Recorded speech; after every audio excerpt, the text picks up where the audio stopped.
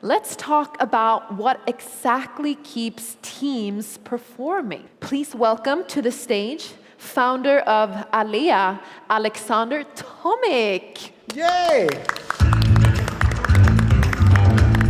Yay! There we go.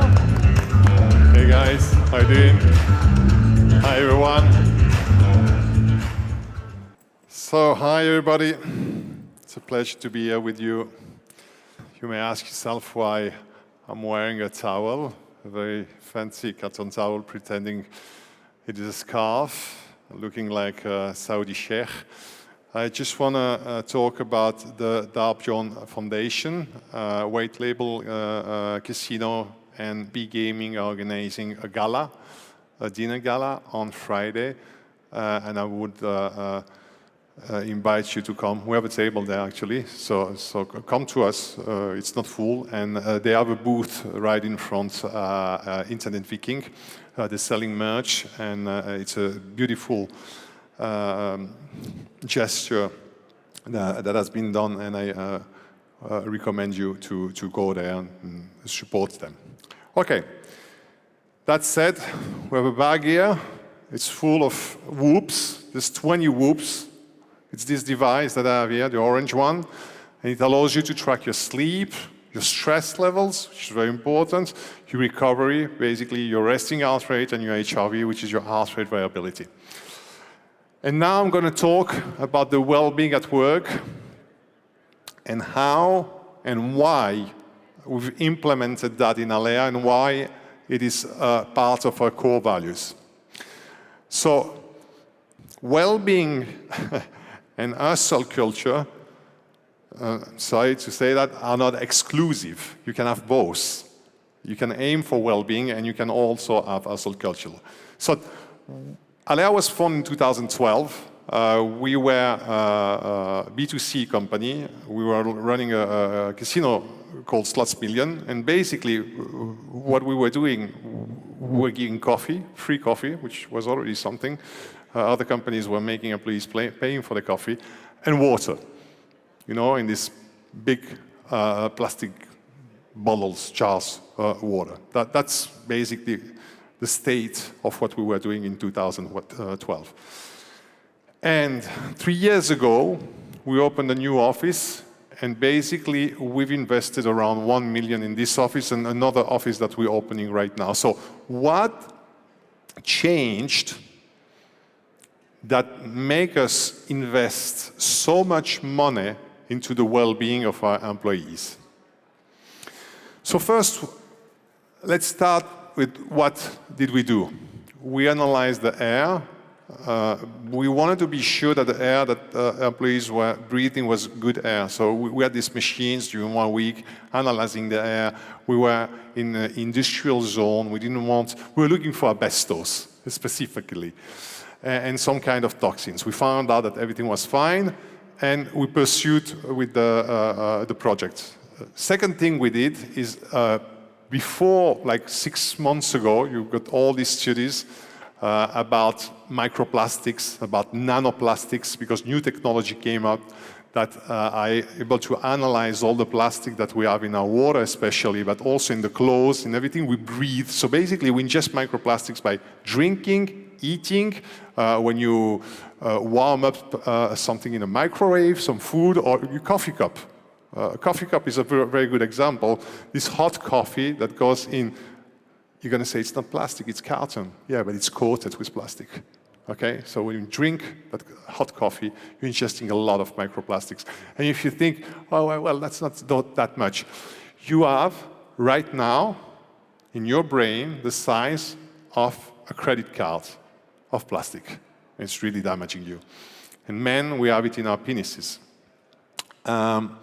We have it everywhere. We have it in our veins, and a lot of blood clots are coming from that. So what we did 3 years ago, we provided glass bottled water coming from volcanoes because we didn't want it to be contaminated by farming. We took local water, Sant'Agnolo and Vichy Catalan, locally harvested fruits, and what we thought was the most nutrient thing we could offer to our employees, fresh nuts, locally harvested fresh nuts. Back in time, most of the companies, I'm not going to say which ones, I don't want to make myself enemies, but we're offering donuts to our employees. We wanted to offer something that was nutritious. We didn't want people to basically eat donuts and get fat.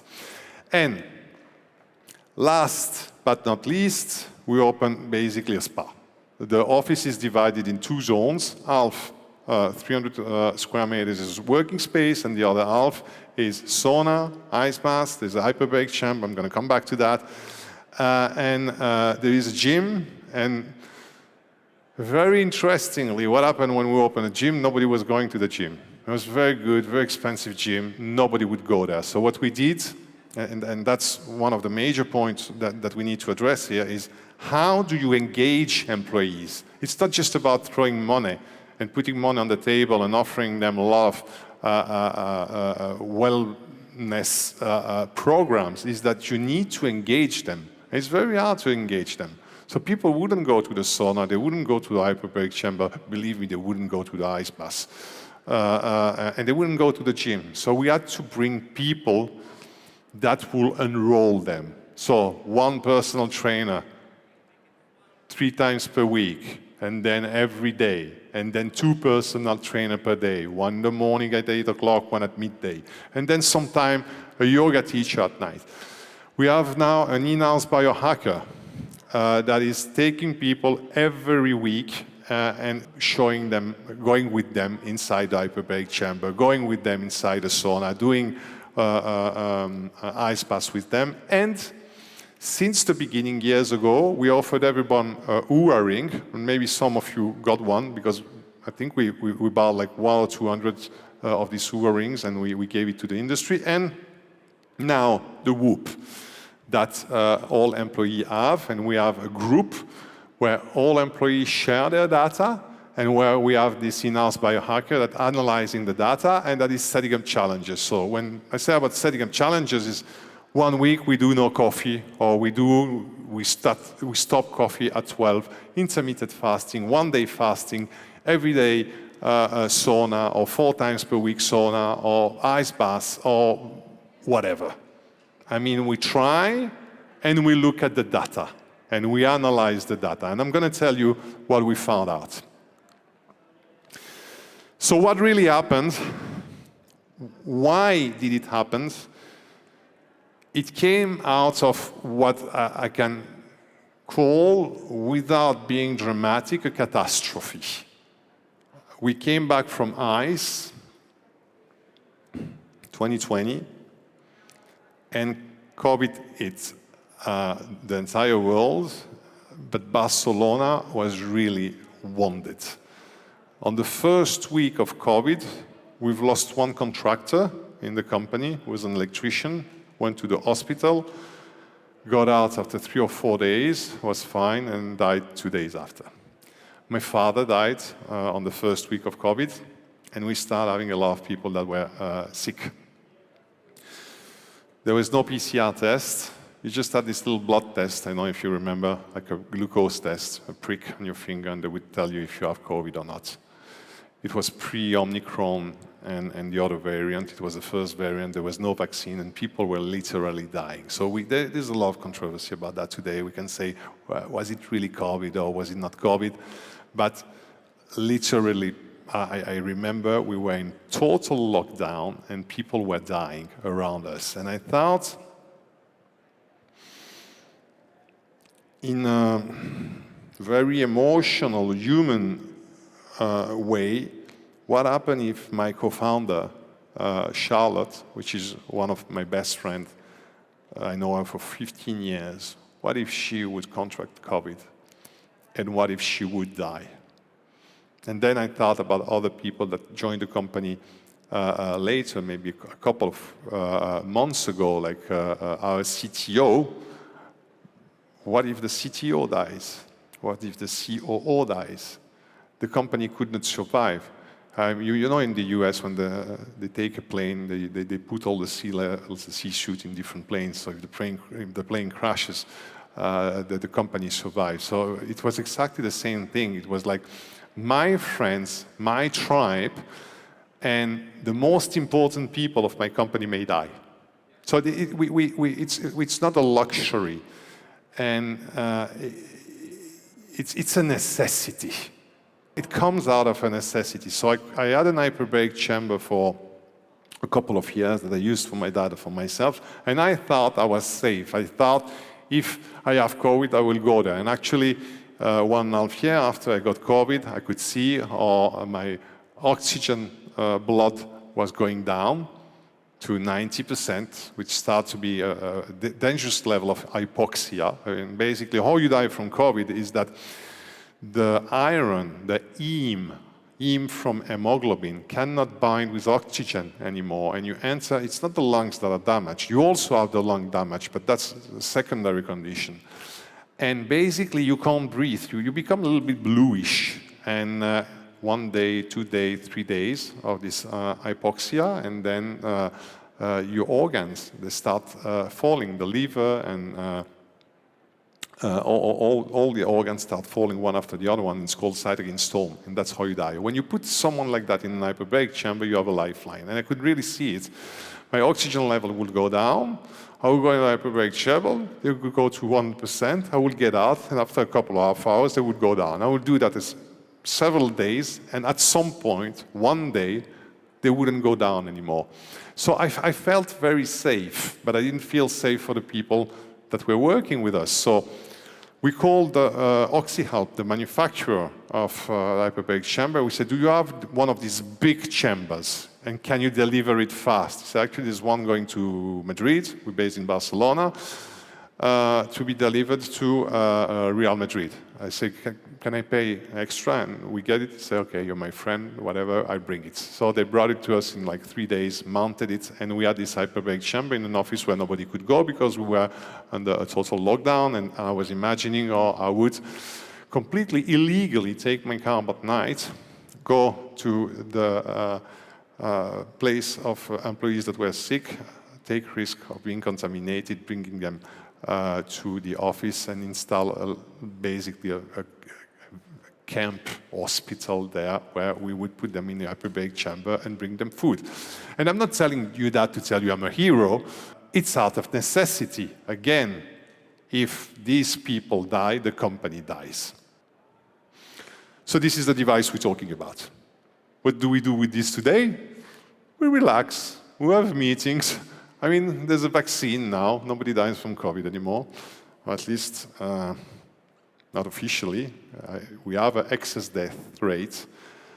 We have people that are dying from heart attacks or other things, and maybe related to COVID. But okay, today we use it for recovery. And I have an example. We have one of our C-level that was telling me my father has dementia. Actually, it was not dementia, it's Parkinson. Do you think the chamber could help him? And say, of course, why don't you bring him? And he said, I've got a problem, and I feel bad talking to you about that, is that if I bring my father here, other people in the company are going to believe that I have an advantage because I'm a C-level. I see completely wrong. Everybody can bring their father, mother, grandparents to the hyperbaric chamber. We have this beautiful device that we paid something like 150K that is literally sleeping in the office and that could benefit to them. It was very theoretical until his father came. And after 3 months, he told me, my father really wants to talk to you. So I talked to his father several times after that. And he said, my doctor doesn't understand what's happening to me. It's not just that it's posed my Parkinson, that my hands aren't shaking anymore, that can drive a car, that my speech is better. It reversed it. And I'm very grateful that I have access to this technology, and I feel guilty that other people don't have access to this technology. So to show you how much this is important. So, what have we learned with this device? We're going to call it the 10 Commandments of Wellness that change everything. There's much more than 10, but we're going to go through them. So, first thing you do when you wake up in the morning, you take sunlight. Without glasses, without sunglasses, without window. Basically, the better would be to go for a walk. If you can't, just open the window and look outside. If you're in London, it's going to take you 30 minutes. If you're in Barcelona, it's going to take you 10 minutes. And basically, you're going to have, from the morning, this kick of light, full spectrum light, that's going to wake you up and raise your cortisol. So people say, oh, cortisol is bad because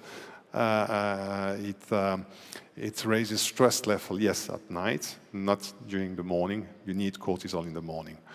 What would you do after that? You would take a cold plunge. You probably don't have one home. You take a cold shower. Benefits of cold shower are amazing. They raise your dopamine level by 2.5. So 2.5 times your baseline dopamine level, which is exactly what a line of cocaine does. The line of cocaine does it for 30 minutes. A cold plunge or cold shower does it for 4 to 6 hours. For a fraction of the price of a line of cocaine and no side effects. So I really recommend you doing a cold plunge and cold shower in the morning. It also raises dopamine. So dopamine, serotonin, norepinephrine, endorphins, creates brown fat, has an amazing effect on your cardiovascular system, on your brain, your heart, and everything. There are many studies about that I don't have time to go through. Exercise, Zone 2 cardio training. I would recommend you to go to a cardiologist, do a stress test, and define your VO2 max, which is one of the most important metrics you need to know about yourself. And then go into Zone 2 training, which is very low intensity training, where you burn your fat and you train your heart. And then 1 time per week, you go in Zone 5 training, which is much higher. And 3 times per day, you do resistance training. What is resistance training? Basically is muscle, which is the most important muscle in the body, your quads, your legs.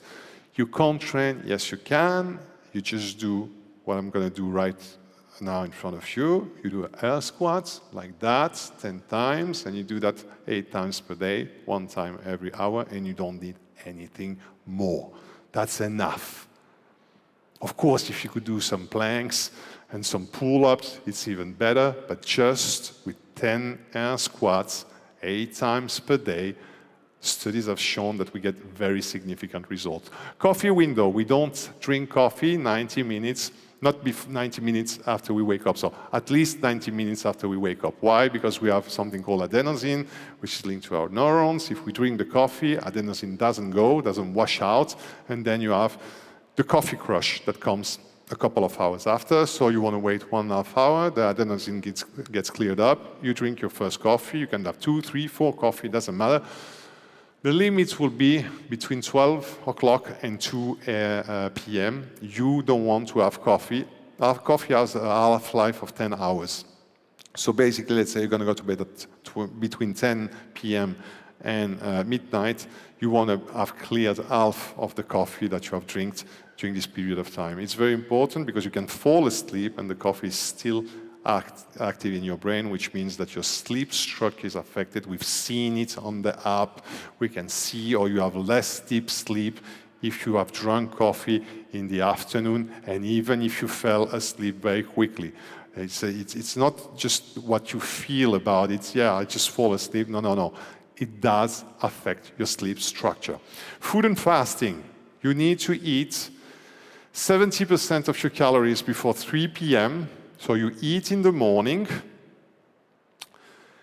That's where you have the best insulin resistance.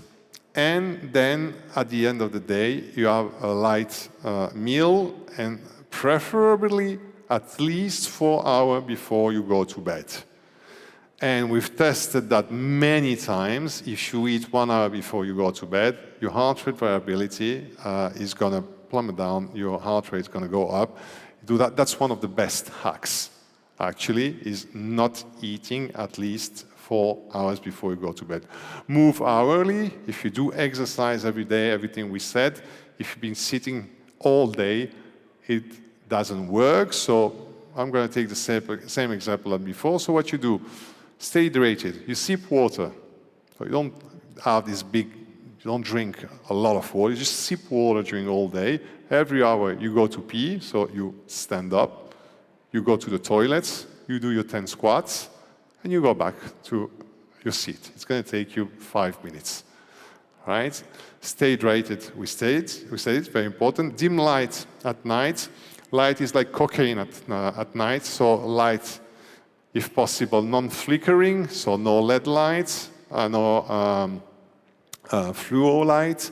We want incandescent lights. We want red lights. We want low light. Not strong lights or dim light. We don't want it coming from above. It has to come from under the eyes here or even down there.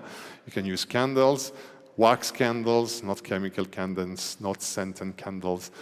Or you can just have no light in the house, and if you have windows, the light comes from inside. You want to watch something, don't use your phone, because even if it's small, it's close to your eyes, so it's a lot of surface that's close to your eyes.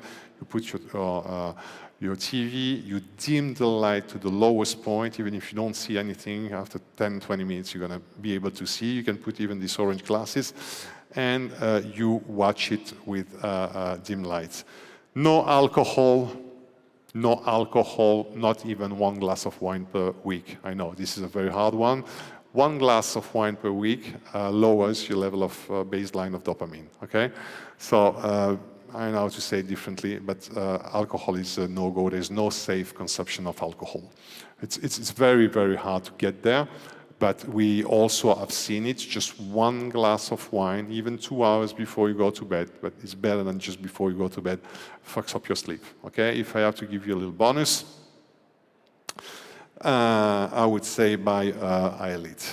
You don't want light to get into your eyes. There's test that has been done. You put people into a bed, they have lights on, and they say I've slept very well, and we look at their data, heart rate high, heart rate variability down. You have the feeling you slept well, and you didn't.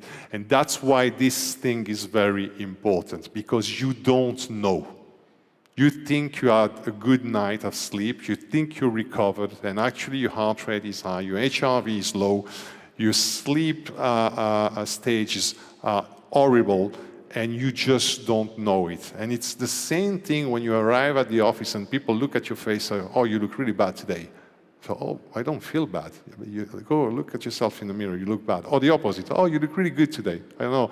I've heard that so many times. I'm not able to auto-assess myself. We have so little time left. The Invisible Earth Tax conferences are a necessary evil, but they kill us. So the flights, pollution within a plane where you have 200, 250 people together, and this air is recycled. You see people wearing masks in a plane. I was laughing when I was watching them. I don't laugh anymore. Planes makes you sick. Low pressure in the plane makes you sick. I won't explain why the low pressure, I don't have time anymore.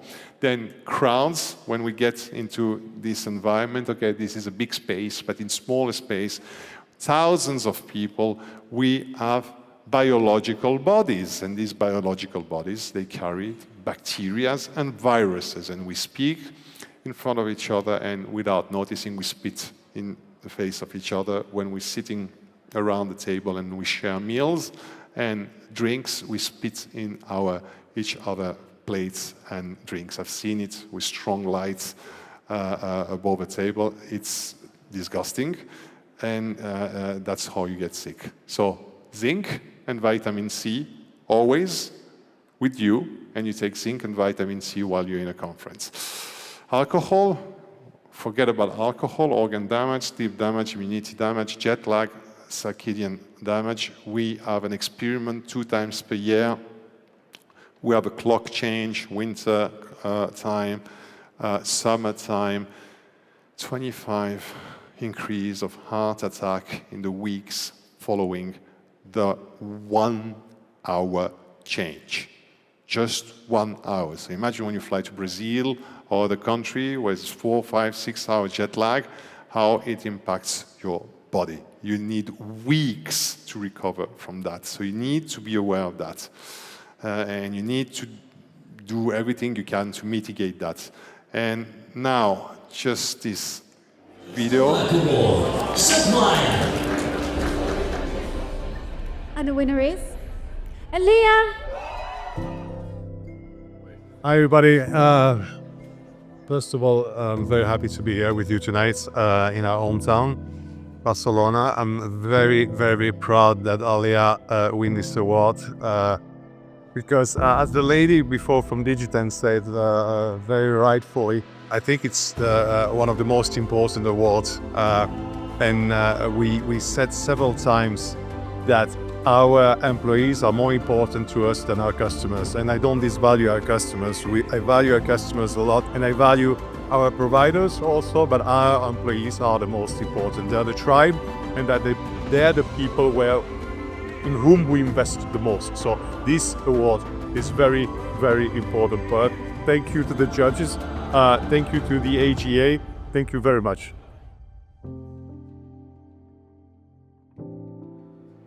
Please leave me a couple of seconds to say a couple of words about that. Investing in employee isn't impossible, it's necessary. I'm quoting Interstellar, Matthew McConaughey, when Matt Damon tries to stop him to plug into that station. He says, it's not impossible, it's necessary.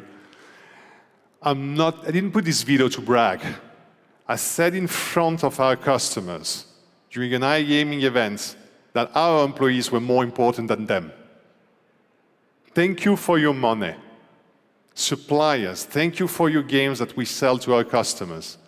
But if we don't care about our employees, we're never gonna survive. We cannot do it. So yes, customers are very important, but the ones that are gonna make you sell your product, your service, your company, are your employees. So humanism versus capitalism. Whatever your reasons, give the ownership of employees' well-being to human resources or marketing, okay? But just do it.